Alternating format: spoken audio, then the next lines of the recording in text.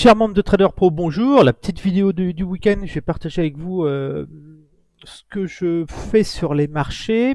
Donc voilà, la vidéo est un petit peu tardive, hein, c'est normal, c'est la Coupe du Monde, on profite un petit peu des matchs aussi. J'espère que vous appréciez aussi la victoire de la France aujourd'hui contre la Pologne.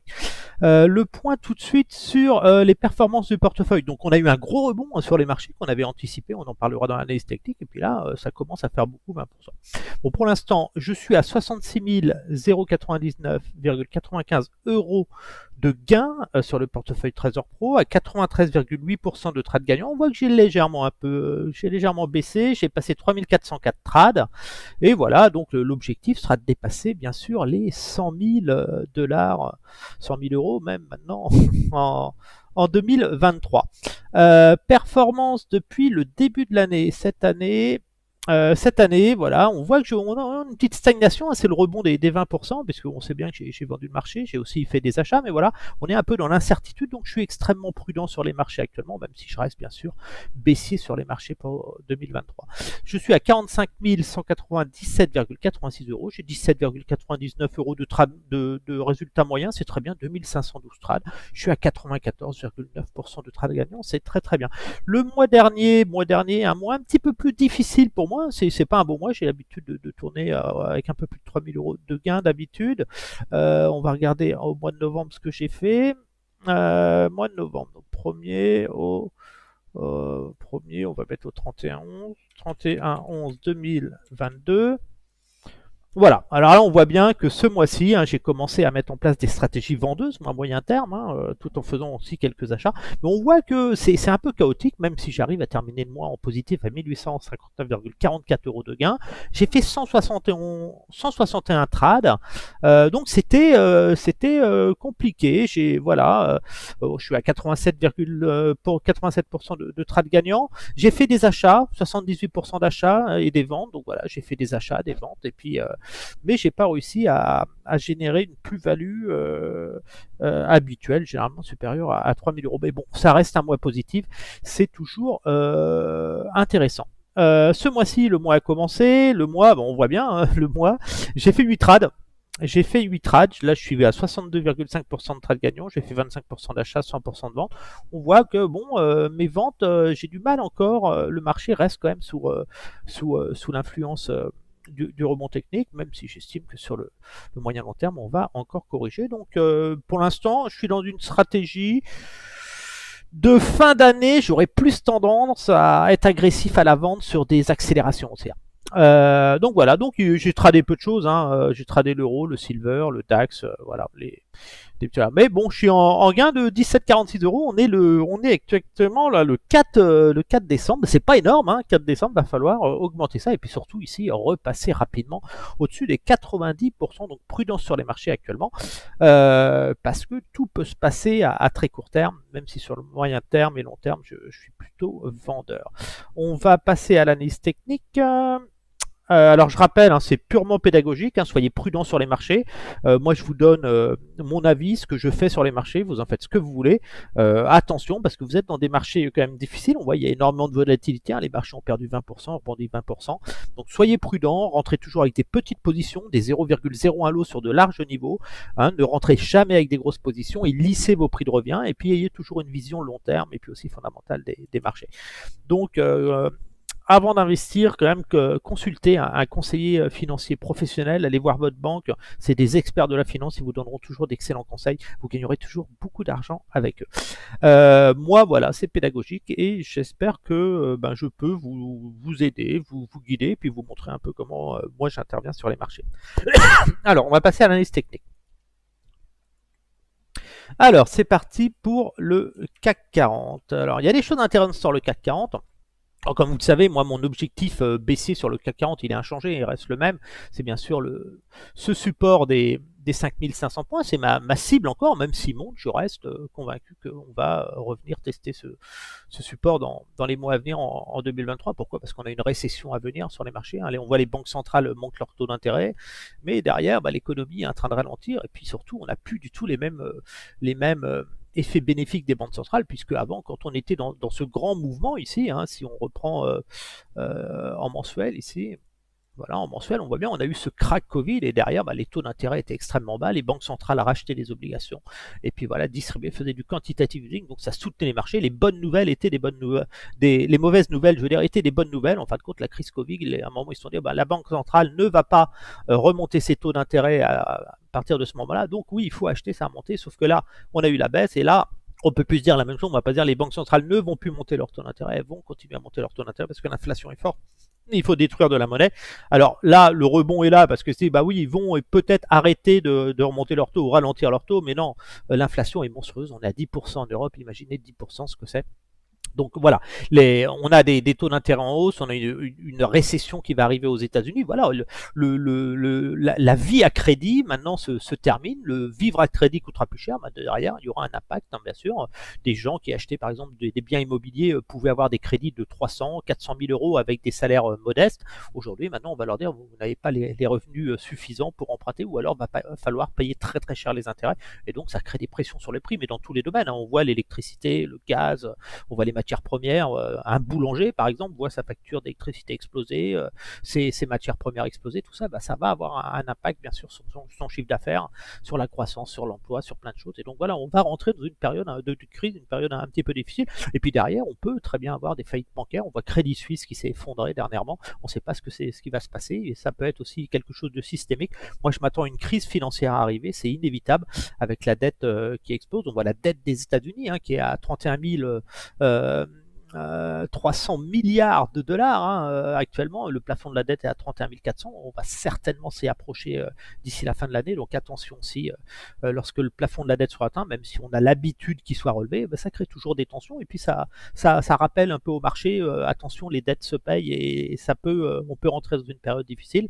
Donc voilà, et puis on voit le coût, le coût de la vie. Et il suffit d'aller faire ses courses aujourd'hui pour se rendre compte que les gens, c'est difficile. Alors les gens réclament des hausses des salaires, parce que ils ont encore la chance d'avoir le chômage qui est bas, donc les entreprises sont obligées d'augmenter les salaires, mais derrière c'est des coûts en plus et puis voilà des charges. Donc les résultats des entreprises ne peuvent que baisser en 2023 et avoir des profit warnings sur ces entreprises. Alors imaginez si on a une inflation forte, comme je le pense, qui va rester largement au-dessus des 3 à 4% en 2023, et puis en plus une récession. Ça veut dire que vous allez avoir une économie qui ralentit, et puis derrière des prix qui seront toujours plus hauts, et là on arrive vraiment dans une crise terrible pour l'économie, sans compter les incertitudes avec le Covid, la guerre en Ukraine et tout ce qui peut se passer encore. Donc voilà, donc pas du tout optimiste sur les marchés. Je pense pas qu'on soit sur des niveaux d'achat long terme sur les marchés pour l'instant, même s'il y a eu une opportunité moyen terme, cet achat. Moi, j'avais racheté mes ventes à découvert à proximité de mon support, mes 5500 points, puisque je rappelle que quand j'ai vendu à l'été 2021, quand je vendais dans cette zone-là, j'avais un objectif de 6200 points, et puis après 5500 points, on voit qu'on s'est rapproché de ce support, et puis j'ai eu des petits signaux d'alerte, de rebond technique.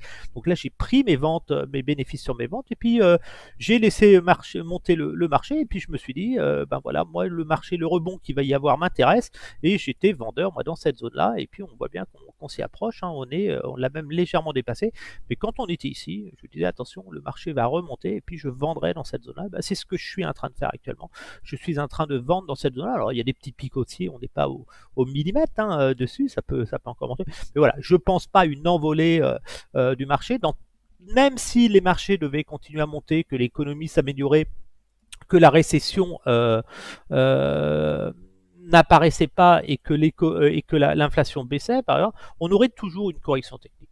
Donc, techniquement, je suis plutôt dans cette stratégie-là. On a eu un beau rebond. Si on regarde quelque chose d'intéressant aussi, on a eu la baisse de l'indice ici qui avait baissé de 23,71%. Si on retrace ce même mouvement, 23,71, on pourrait dire que l'indice pourrait, 23,71, se rapprocher des 23,71, 6960 points, 7000 points. Voilà, on voit bien que ce serait une zone ici, la zone d'excès. Donc je m'autorise peut-être une poussée ici, mais je pense que cette poussée ici ne se fera pas sans une correction technique. Alors moi, ce qui m'intéresse, on voit bien, on a un signal d'achat MA Daily ici, et puis on n'a toujours pas eu de pullback dans les MA Daily, donc vous le savez toujours, c'est toujours pareil, quand on a un signal d'achat, on a toujours un pullback qui est généré, soit pour aller chercher ce niveau-là et après aller chercher les 5500 points à nouveau, soit pour carrément baisser directement à 5500 points. Mais voilà, donc acheter le marché sans attendre une correction est stupide. Donc je préfère moi vendre des accélérations, continuer à vendre tant que j'ai pas un signal de vente H4 en 4 heures en daily. Voilà, vendre dans le haut, prendre des bénéfices après une correction et puis observer, voir qu'est-ce qui se passe. Est-ce qu'on rebondit ou est-ce qu'on continue à baisser? Pour moi, on continuera à baisser. On finira par casser les 5500 points et aller à 4900 points dans les mois à venir. On est dans une phase de déni sur le marché. Les marchés ont vu la crise arriver et puis maintenant, ils se disent on s'est tous trompés. En fin de compte, il fallait acheter, c'est une erreur. Et puis on a tous les vendeurs à découvert qui se sont rachetés puis derrière. Mais voilà, le marché n'a pas encore baissé. On a eu un pré-crack. Et ce qui est intéressant sur cette phase de pré-crack, hein, qu'on voit bien, on a eu ce crack, ce mouvement, c'est qu'on l'a vraiment, on a rebondi énormément, on rebondit au 61,8 de Fibonacci. C'est pour vraiment que le crack, on l'a pas eu encore. On n'a pas eu vraiment ce crack par rapport, on n'est pas à la mesure. Hein. Là, on a eu le Covid qui était dramatique, mais on a toujours le Covid. Mais derrière, on a quand même la guerre en Ukraine, l'inflation, on a toutes les mauvaises nouvelles ici. Quand le marché s'effondrait, acheter ici, c'est les banques centrales, les taux d'intérêt étaient bas. On pouvait y aller. Là, pareil, le levier, hein, les brokers, tout ça vont commencer à paniquer parce que bien sûr les pertes s'accumulent. On a vu le crack sur les cryptos et puis voilà l'effet de levier. Après un moment, un effet de levier. Là, tous ces gens qui achètent actuellement, tous ceux qui achètent là, quand ça va commencer à baisser, ben, ils vont vouloir vendre, mais sauf qu'ils n'auront pas d'acheteurs et ça va tomber rapidement. Donc je m'attends plus à un mouvement, un échec. Voilà, on est pas loin. Franchement, pour moi, cette zone-là, c'est pas une zone à. On n'achète pas dans cette zone-là, surtout pas. Et on va avoir certainement ce mouvement, un échec. À un moment, on va tomber, on va faire un mouvement de ce type, et après, ça va aller très très vite vers les 5000, les 4900 points. Donc je suis plus dans ça, je suis surtout pas dans une stratégie acheteuse, je m'attends pas à une envolée des marchés avec ce qui arrive sur l'économie et les fondamentaux. Donc attention à ça. Donc qu'est-ce que je vais faire? Je vais placer des ordres, hein, vous allez voir, toujours pareil. Alors ce qui est intéressant ici, on voit bien, on a un signal d'achat 4 heures ici, on a eu le pullback dessus, donc beau signal, on avait repéré ce mouvement haussier puisqu'on avait un plus haut qui était plus haut que celui-là et un plus haut que celui-là, donc à partir de ce moment-là, le pullback ici, je l'ai acheté aussi, mais quand j'achetais ici et que je faisais du trading à l'achat, j'étais vendeur bien sûr des MA Weekly et de la zone d'or. Donc la MA Wiki, c'est cette zone-là. Donc là, on fait une poussée énorme au-dessus. Hein, mais voilà, ça, c'est des bons niveaux de prix. Même si vous êtes au-dessus, c'est des bons niveaux de prix pour aller chercher 5500, 4000. Donc pas du tout inquiet des positions vendeuses d'ici, hein, sur des petites positions du 0 à lot. Il faut savoir conserver et patienter. Pourquoi conserver? Parce que, vous voyez bien, on n'a toujours pas eu de signal de vente 4 heures. Et à un moment, on va avoir un signal de vente 4 heures. On en a eu un ici. Ici, on a un signal de vente. Et là, on a un signal d'achat, mais où est le signal de vente? On l'a pas. Donc, je suis en fin de compte en train de construire des positions vendeuses pour jouer le prochain signal de vente 4 heures. Et je pense que ce qui va se passer sur le marché, c'est qu'on va avoir en fin de compte on va avoir le signal de vente 4 heures ici, ça attend. On va avoir le pullback sous le 4 heures et après, on va tomber vers les 5500. Et ce pullback là correspondra en fin de compte au pullback de MADL ici. Dans les MADI, on va baisser et après on changera. Donc ce qui sera intéressant pour vraiment mettre la pression sur la short, c'est quand on va avoir le signal de vente 4 heures et qu'on va tomber dans les MADI, là, faire le pullback, conséquence du signal, ce sera de valider, le pullback. Est-ce que ce retour dans les MA va générer un nouveau plus bas ici pour aller vers les 5 milliards? Moi, c'est le scénario que je vise. Je vise plus signal de vente 4 heures qui est généré, pullback dans les MA daily, tentative de rebond, nouvel échec dans les MA daily. Là, on verra si les vendeurs à découvert vendent les MA daily, le pullback. Et là, derrière, c'est la dégringolade puisqu'on aura un nouveau signal de vente horaire et on aura des grosses prises de bénéfices et surtout une panique sur les marchés. Donc voilà, moi, je n'achète pas sur ces niveaux de marché. On voit bien, on est sur des gros niveaux de vente. Donc moi, je vais vendre et puis profiter d'accélération baissière, toute cette zone de résistance pour aller chercher au moins des retours dans les MA daily dans les semaines à venir et puis surtout être agressif quand je vais avoir le signal de vente 4 heures ici, on en a un ici, vous voyez, signal de vente 4 heures, on a la baisse, on retourne dans les MA daily et là on fait le pullback, à partir de ce moment-là, reshorter ici avec des stops supérieurs. Donc là vraiment faire un short et aller chercher, me positionner. Voilà, pour moi, sur le long terme, c'est si on prend l'indice CAC 40, je reste toujours dans la même stratégie. Je n'achète pas l'indice CAC 40 tant qu'il n'aura pas fait moins 40% par rapport à son record historique. Et moins 40%, ça correspond aux 4300 points. Donc j'achèterai long terme, peut-être à 4300 points en fonction des fondamentaux, mais je n'achète pas ici, on est trop éloigné du prix moyen. Surtout pas acheter après des records et une folie, une bulle spéculative qu'on a eu sur les marchés. Même si voilà, on a des signaux d'achat, ça peut donner l'envie, et beaucoup pensent qu'on va avoir ce mouvement-là, mais ce mouvement-là était possible parce qu'on avait des taux bas, pas d'inflation, le chômage était historique, tout était idéal, mais on n'est plus du tout dans la même configuration. Donc attention à ça. Donc où est-ce que je vais vendre le CAC? Alors l'idéal, si vous avez déjà vendu le CAC, ça sert à rien de prendre des positions. Si vous avez déjà vendu ici, ici, inutile. Attendez un signal de vente 4 heures, voire sur du 1 heure. Ici, vous allez avoir un moment un signal de vente 1 heure qui sera intéressant. On voit bien qu'on est sous l'influence d'un signal d'achat horaire. Ici, vous avez les 3 moyennes qui ont croisé. On n'a toujours pas croisé ici. On a toujours. Quand vous aurez un signal de vente horaire ici, un croisement ici, ce sera très intéressant d'aller shorter l'indice parce que vous avez certainement un mouvement qui sera assez copieux parce que vous arrivez sur des niveaux de résistance à mort. Vous aurez ce mouvement-là ici, mouvement horaire, pullback dans les MA4 heures, pullback et là stop. Ce sera le pullback ici que vous aurez dans les MA daily. Vous aurez un rebond technique dans les MA 4 heures, les MA 4 heures recroisés et après vous jouerez une seconde vague. Donc là, il faut simplement attendre, soyez patient. Moi, je vais être agressif à la vente. Quand je vais avoir un signal de vente horaire ici, j'aurai une attitude assez agressive pour anticiper mon signal de vente 4 heures et jouer au moins une belle correction des marchés. Donc, je ne suis pas pressé, mais je note que déjà, on arrive sur des niveaux où là, il va falloir des sous un petit peu pour payer des prix aussi élevés. Il va falloir en mettre de l'argent et je ne sais pas qui est-ce qui a cet argent à mettre aujourd'hui alors que la crise va arriver et sera violente dès 2023. Donc voilà, donc moi c'est plus short, plus ça joue un mouvement et surtout un nouveau test. Je vais jouer ce mouvement-là sur le CAC. Voilà, ici mouvement-là avec un pullback technique et après j'irai chercher les 5500 points et bien sûr casser les 5100 pour aller à 4000. Je rappelle que le CAC 40 donne l'illusion d'être à un bon prix sur le CAC 40 parce que vous dites le DAX et tous les autres indices sont au-dessus de 10 000 points, mais le CAC 40 n'a pas le même mode de calcul que le DAX, comme je l'ai expliqué sur le Facebook Trader Pro. La vraie valeur du CAC 40, c'est le CAC GR calculé avec les dividendes réinvestis et on est à près de 19 000 points sur le CAC 40, donc on est bien plus élevé que le DAX. Donc attention à ça, ne croyez pas que le DAX a du retard, que le CAC 40 a du retard sur les autres indices. Donc alors, maintenant le but ça va être de vendre intelligemment. J'ai envie de profiter de l'accélération haussière parce que je suis éloigné des MA daily. On a un signal d'achat daily, j'ai pas eu le pullback.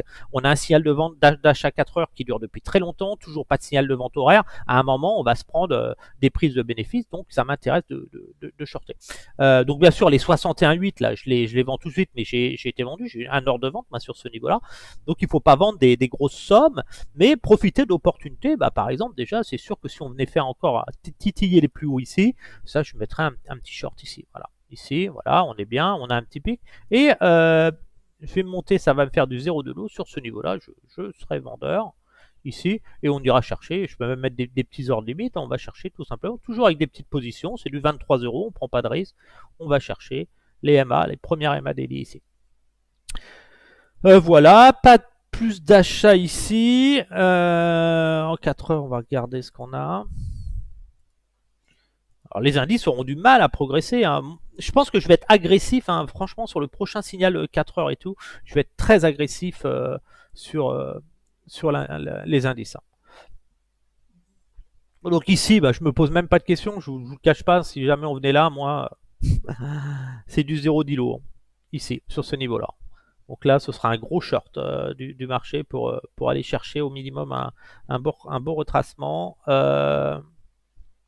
Je le mets pas parce que vous allez vouloir le faire et moi je vais regarder, je vais quand même filtrer, je vais le mettre en noir. Mais là, je serai très agressif, j'essaierai de placer des belles lignes pour aller chercher au minimum les 6002 et puis surtout la cassure des 6000 points, les 5500 points. Donc là je suis bien, j'ai des petites positions vendeuses dans cette zone-là. Moi, la zone majeure, je rappelle, on a toujours la zone mineure ici, entre les 38,50, là où on commence à se positionner. Et puis là, dans cette zone-là, on a déjà ces positions vendeuses moyen terme. Alors vous avez un pic haussier, mais à un moment vous allez descendre et vous allez finir en gain à un moment et gagner beaucoup d'argent. Donc là je suis pas mal en horaire. Donc des petites positions, ça sert à rien de vouloir prendre des trop grosses positions. parce qu'il y a de la volatilité, le marché est un petit peu fou actuellement, et puis à un moment quand ça va dégringoler, bah, tout le monde sera content d'avoir vendu. Alors, pour lundi, moi je mettrais bien un petit ordre ici quand même. Et voilà, ils prenaient des gains, vous positionnez doucement et vous prenez des gains. Alors vous pouvez aller chercher la EMA, toujours les moyennes, hein, vous travaillez avec là, par exemple celle-là, on peut aller chercher la EMA ici. Hein. Ici, au niveau des 61,8, là ici, vous placez, ça fait 41 euros, vous êtes content. D'ailleurs, on va même les mettre là, on va même pas se mettre sur le daily. Je vais même me mettre ici au début. Voilà, je fais une bêtise, je trouvais ça bizarre que je gagnais autant. Attention, c'est du 0,1. Voilà. Là, je fais une bêtise. Pas mettre trop. Ouais, ça, je vends ici aussi.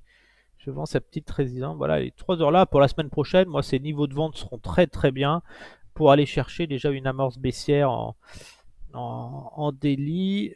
Hop, au moins revenir vers les MA daily. La première, les M30. Donc, au moins revenir par là déjà. C'est un minimum, hein, ce niveau là, ce support. Donc, elle va évoluer avec le temps. Cette moyenne va évoluer, il va se retourner et puis après, ça va baisser. Tac, bah, je suis bien, celle-là je vais la remonter un peu ici. Très bien, hello. Voilà, ça c'est mes petits ordres, comme ça, moi je suis au travail en journée. Si on est touché, qu'on a un pic, bah, je serai enclenché, ce sera très bien. Et je suis pas du tout inquiet si ça monte, puisque de toute façon, je vais revenir à ces 1200 points dans les semaines à venir. Le DAX. Alors les petites lignes jaunes là que vous voyez, typiquement c'est l'équivalent de la baisse qu'on a eu. On a eu le mouvement baissier ici, on a eu 27%, 27,36 à peu près, ouais, elle est un peu haut, voilà, c'est les 15 000, c'est à peu près, voilà. Quand vous êtes ici, vous avez eu le même mouvement ici, donc attention, il y a de grandes chances que ça corrige derrière. Donc là on a un petit support, voilà, les plus hauts ont été faits, là on a au moins des corrections à viser vers les 23, hein, vers les 13 900 points.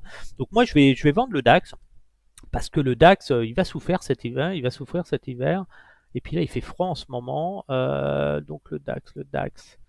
Bah là, d'office, hein, de toute façon, je me pose même pas de questions. Les 61,8 ici, hein, c'est des zones, on voit bien, si vous prenez en 30 minutes, je l'avais posté sur le Facebook Trader Pro, là, on voit bien qu'à chaque coup qu'on a touché ici, là, vous avez corrigé, bam, vous êtes baissé, hop, franchissement, correction, dès que vous les touchez.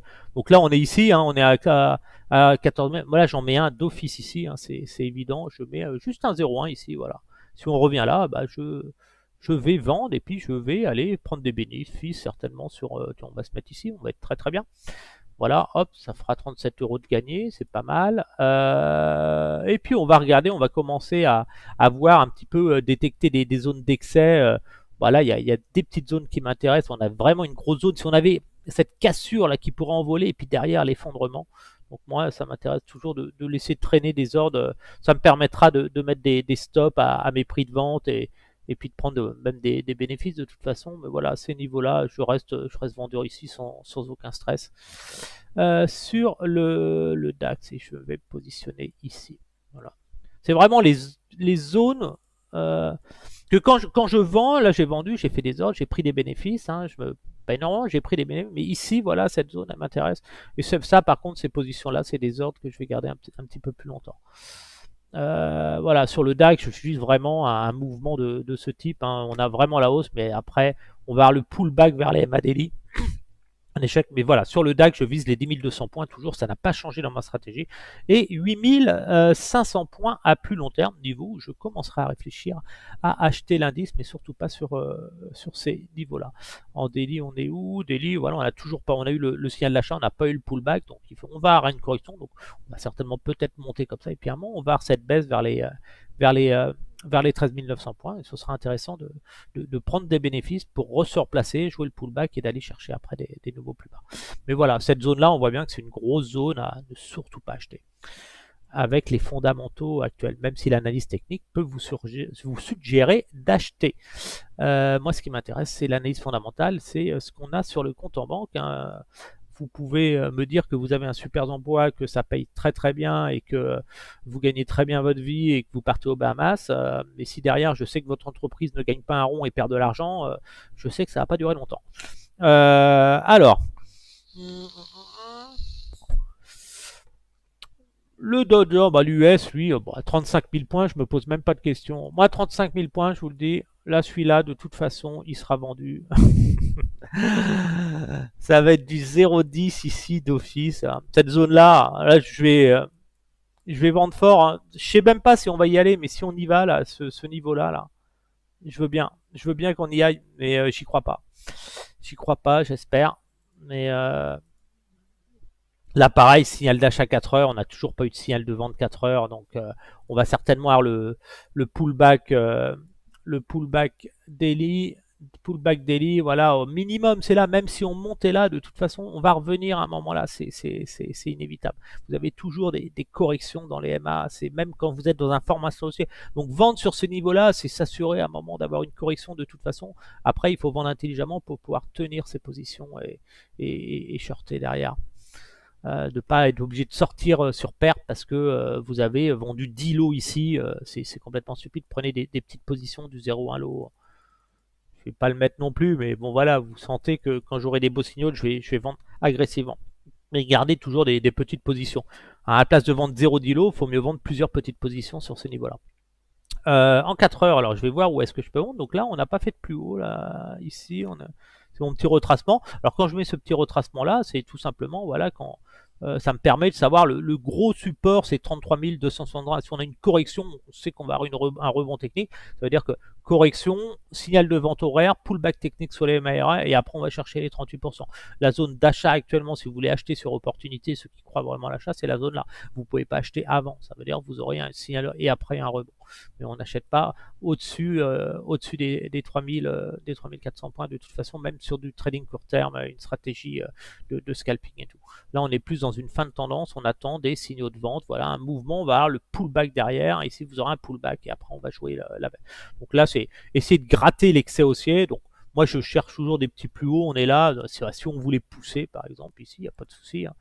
Des petites positions de 0,1 lot ici, même s'il y a peu d'espoir qu'elles soient touchées, je les mets par principe. Bien sûr, ce qu'on a dit tout à l'heure, les niveaux ici, celui-là je le veux. Et là, on sent que je commence à être agressif. Surtout que je me suis allégé, j'ai pris quelques bénéfices sur mes ventes la dernière fois. Là, je suis pas mal, je suis bien là. Je vais en remettre un ici pour la semaine prochaine, vraiment pour commencer à capter, à être agressif à la vente et commencer à faire tourner mes positions un peu plus rapidement. Voilà, là je suis pas mal. Là je suis pas mal. Ouais, sur le plus haut, je vais me mettre juste en dessous quand même ici. Je vais même me mettre ici. Tiens, je vais être agressif dès l'ouverture la semaine prochaine. Voilà, je vais commencer à me positionner. Ouais, je vais être bien là. Voilà. Là, mon but, c'est vraiment de capter une fin de tendance. Voilà, vraiment une fin de tendance. Voilà. Si j'avais vraiment une envolée, une panne, et voilà la correction là. Je rappelle que la dette US, là, il y a un train d'exploser aussi. Attention, Crédit Suisse, il va se passer des choses. Donc là, je suis bien, je reste comme ça. Et bien sûr, hein, toujours pareil, vous allez chercher toutes vos ventes que vous faites dans le haut, là, vous allez chercher la première cible. Il faudra vous alléger partiellement ici parce que vous aurez des rebonds techniques qui vont se faire et après vous attendez un rebond et là vous revendez derrière quand vous avez des pullbacks après des signaux de vente EMA horaire 4 heures par exemple. Donc là, ma première cible, si on tombait rapidement ici, je prendrai des gains bien sûr pour me repositionner et rien n'empêchera, une fois que une fois qu'on est dans un grand mouvement baissier comme ça, de vendre au marché et d'être beaucoup plus agressif. Le SP500, lui, je le vends. Il est rentré dans ma zone de vente, les 38. La zone majeure est là. Donc pour l'instant, je m'autorise encore. C'est un indice qui a un peu de retard. Donc lui, je le vends essentiellement, toujours pareil, les 50% ici, si on est titillé là. Et puis si vraiment il devait s'envoler pour art de retard, je suis vendeur de cette zone-là. Et là, je vais placer 4 heures opportuniste. Donc si vraiment il décollait pas cet indice, après je le vendrai au marché sur cassure. Voilà. Pour l'instant, s'il vient ici, je le vendrai. L'US 100, beaucoup de retard, il a du mal à décoller. Hein. Ma zone de vente sur le Nasdaq, elle est là. Hein. On voit bien que ça a du mal à décoller. Ça, c'est vraiment ma zone de 1 mineur où je rentre petit. Là, je suis beaucoup plus agressif à la vente sur le Nasdaq, mais là, il n'a pas décollé. Donc, pour l'instant, je suis en attente. On n'a même pas généré de signal d'achat daily. Voilà, on a des signaux d'ascendant, on sent que ça veut monter, mais voilà. Donc moi, je vais être vraiment vendeur sur des niveaux supérieurs. Je surveille, mais je me méfie au Nasdaq parce qu'il y a vraiment un gros potentiel, un gros potentiel baissier. On est vraiment, c'est loin d'être terminé la baisse, hein. Je rappelle qu'on va à 8500 points. Donc je reste à l'écart, je surveille, mais je suis pas dans une optique d'achat comme sur l'US 2000. Pareil, je surveille, mais on sent que c'est le secteur des technologies va souffrir des 2023. L'US 100, bah, toujours lui, il arrive sur des niveaux de vente. Alors lui, je l'ai vendu et je continue à le vendre. Donc là, ça va commencer à plier ici. On est vraiment sur des niveaux records. Toujours le signal de vente 4 heures ici, je l'ai toujours pas eu. Donc là, moi, je reste agressif à la vente sur cet indice, même s'il veut monter. Je suis vendeur à partir de maintenant. L'économie britannique, quand on voit l'inflation qu'il y a, donc là, je me pose pas de questions. Et puis à un moment, je vais être dans la tendance. La tendance va être avec moi et ça va commencer à payer. Donc là, toute cette zone-là, moi, je vends et je prends des bénéfices sur accélération baissière. Voilà, ici, je suis très très bien. Euro-dollar, on avait fait l'achat de l'euro-dollar. Donc attention, l'euro-dollar, vous arrivez dans la zone mineure. Mineure, vous arrivez près des 38%. Il va commencer à falloir s'alléger pour avoir le pullback dans les MA daily. On voit bien qu'on est revenu dans les MA weekly, hein, ce que je disais dans mes autres vidéos. Là, on a les MA weekly ici. Donc là, on est dedans. Là, il faut ceux qui ont acheté dans le bas, maintenant, il faut commencer à prendre ces bénéfices et puis revenir uniquement sur opportunité parce que vous risquez d'avoir ce mouvement-là. Ce qui pourrait déclencher d'ailleurs la correction du marché. Voilà, plus une phase corrective hein, de l'euro. Donc l'euro, j'aurais plus tendance à dire, ben voilà, si vous avez acheté dans le bas comme je recommandais il y a quelques temps, euh, ça vaut le coup de commencer à prendre ces bénéfices ici à proximité des 1,06. On ne passera pas les 1,06 sans générer une correction technique au minimum dans la zone d'or d'achat dans cette zone-là. Ça veut dire que vous avez une chance de buter, après de consolider dans celle-là, pour après repartir ou soit casser le plein, mais c'est là que ça se jouera. Donc là, arrêtez d'acheter au-dessus des 1,06. Voilà, le pétrole, ben, toujours le pétrole. J'ai une alerte à 68 $. C'est là que je surveille le pétrole pour jouer. Bon, pour l'instant, on a un rebond. On sent que ça glisse. Signe de récession quand même importante, hein, et puis ce qui m'inquiète, c'est que le pétrole a fortement baissé et qu'on n'a pas eu une forte baisse de l'inflation. Donc c'est très inquiétant. L'or, ben, bien sûr, bénéficie du dollar. Attention, vous rentrez quand même dans des zones de prise de bénéfices, hein. Les vendeurs vendent dans cette zone-là, donc vous rentrez dans cette zone. Donc attention à ça, je pense que ceux qui ont acheté dans le bas, là, ce sera intéressant de prendre des bénéfices pour profiter d'éventuelles opportunités plus tard d'achat. L'argent, pareil, attention, l'argent, à partir des 24, il faudra penser à s'alléger. On reste quand même dans une tendance toujours baissière. Le Bitcoin, je suis toujours pas à l'achat sur le Bitcoin. Grosse tendance baissière, hein, de toute façon, elle est évidente. Donc là, on commence à marquer. On est en train de générer un signal d'achat. Là, il n'est pas encore validé, mais on a un plus bas plus haut que celui-là, un plus haut que celui-là. Donc on sent que ça pourrait partir, mais on a quand même un gros mouvement baissier ici. Ça va être difficile d'attirer la confiance et de trouver les liquidités. Donc je m'attends plus à une reprise. Mais moi, voilà, j'achète vraiment le Bitcoin plus sur ce niveau-là. J'ai mis un ordre vers les 14 000 points. Donc j'attendrai plus un échec et puis me rapprocher de ce support des 14 750, 14 000 points. Donc voilà pour le petit tour de marché. Donc moi je n'achète pas le marché. Sur le CAC 40, je vise les 5500 points dans les mois à venir. Sur le DAX, je vise les 12 500 points et après les 10 200 points. Le Dow Jones, je vise les 28 300 et après les 22 000, les 23 000 points, je veux dire. L'US 500, je vise les 3 700 puis les 3000 points. Le Nasdaq, je vise à long terme les 8500 points. Donc là, rebond vers les 12 500 à peu près vers ce niveau-là. Possibilité d'un rebond. Et puis après, on va casser les 10 400 et aller à 8500 points. L'US 2000, l'US 2000, pareil, dans une phase de rebond technique. On voit bien sur ce support. Donc là, je vise sur l'US 2000 un retour à 1650 et après 1400 points. Et je m'intéresserai certainement à l'indice plus proche des 1150, 1200 points. L'indice britannique, hop, c'est L'indice britannique, je vise bien sûr une cassure des 6800 points dans les mois à venir, 6200, et puis vraiment je vais m'intéresser à l'indice vers mon objectif principal, ça reste quand même les 5100 points, quoi. Donc voilà, donc là je joue cet excès, on est un peu dans ce même mouvement, on avait la folie acheteuse, et puis derrière on sait que ça tombe, il y a un prix sur le marché, le prix maintenant c'est le prix de l'inflation et des taux d'intérêt qui évite au marché de pouvoir aller plus haut, parce que à moins que les banques centrales baissent les taux d'intérêt à 0%. Voilà, donc restez à l'écart euh, des achats à partir de maintenant. On savait, le pullback a été effectué, maintenant il faut attendre des signaux de vente, des signaux de vente 1 heure, 4 heures pour shorter sans hésiter, il y aura une grosse correction derrière. Sur ce, je vous dis à la semaine prochaine.